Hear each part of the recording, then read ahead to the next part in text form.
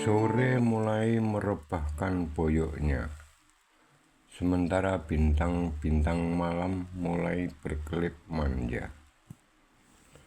Hanuman masih bertahan di gumpalan awan yang mulai menipis di atas halaman Alengka. Beruntung di pemandian Keputren Alengka itu tumbuh pohon sukun dan pohon sawo durian yang tinggi. Maka Hanuman akalnya muncul.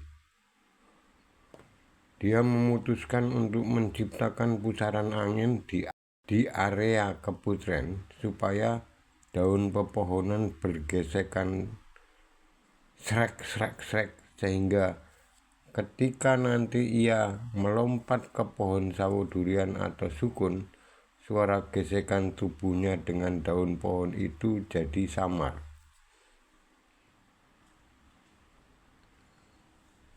Kemunculan pusaran angin yang tiba-tiba hingga menimbulkan gesekan dedaunan pohon yang cukup keras itu membuat penjaga Keputren rada-rada kaget.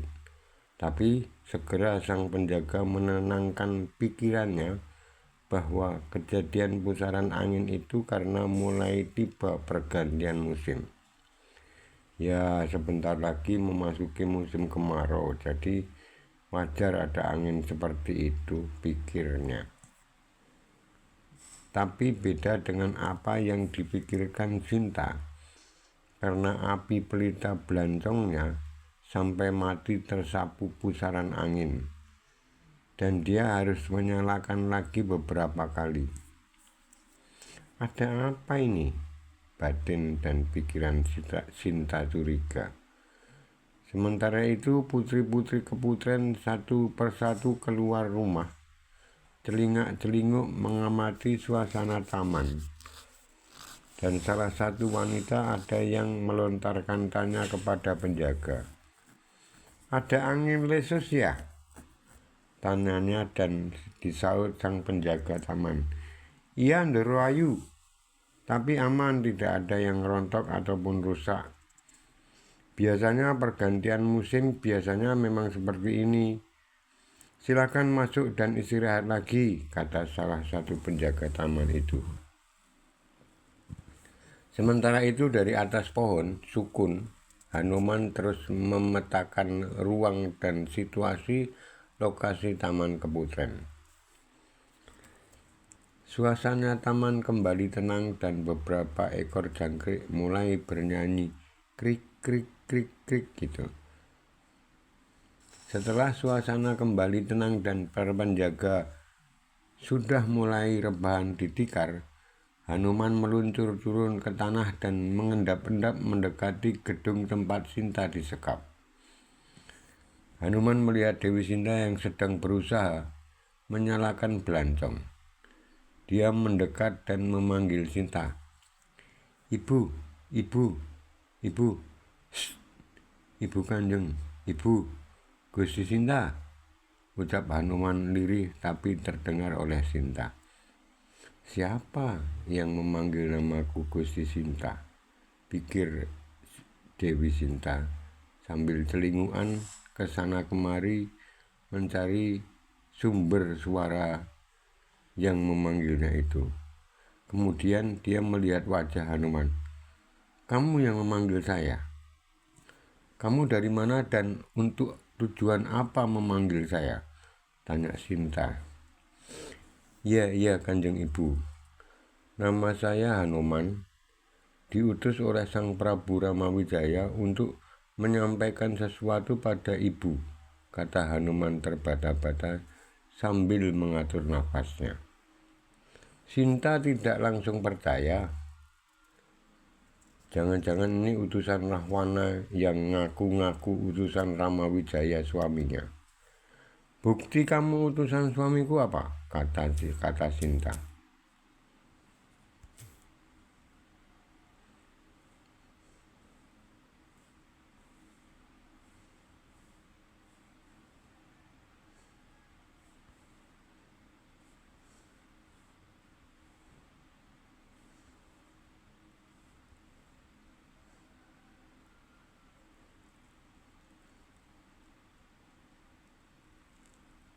Ini, kata Hanuman sambil menunjukkan cincin Ramawijaya yang sangat dikenalnya.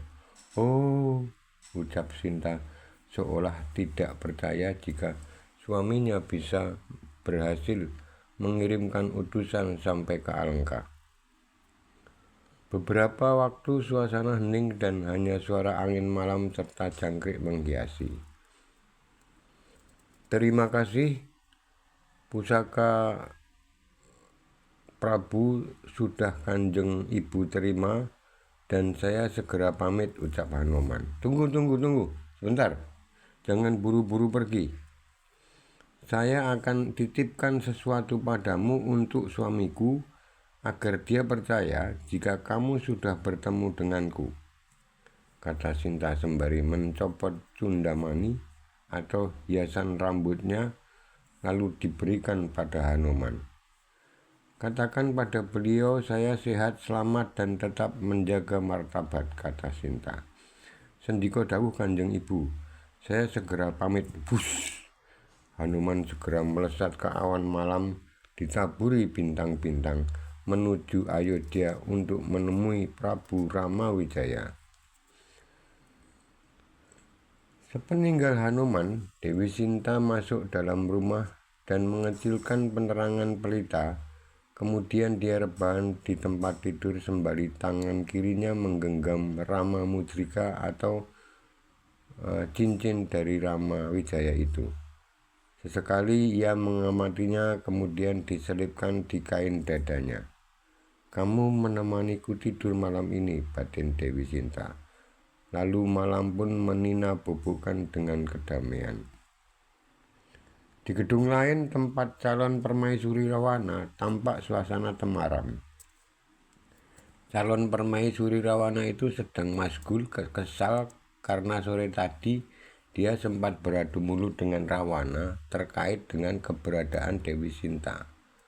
Rawana naik pitam karena sang calon permaisuri yang sedang hamil tua itu mengusulkan agar Dewi Sinta segera dikembalikan ke Prabu Rama. Urusan Dewi itu bukan urusanmu. Urusanmu itu adalah bagaimana melahirkan secara selamat bayi yang kamu kandung itu. Malah ngurusi yang bukan persoalanmu, kata Rawana.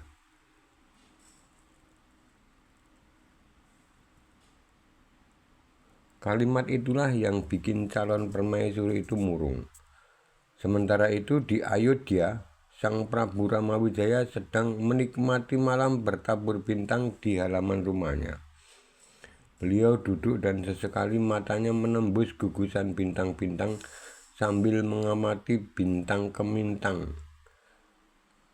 Lah, saya juga terpancing untuk mengamati TV. Grand Prix Motor GP3 sudah akan mulai. Sampai jumpa lagi di konten depan. Salam Rahayu.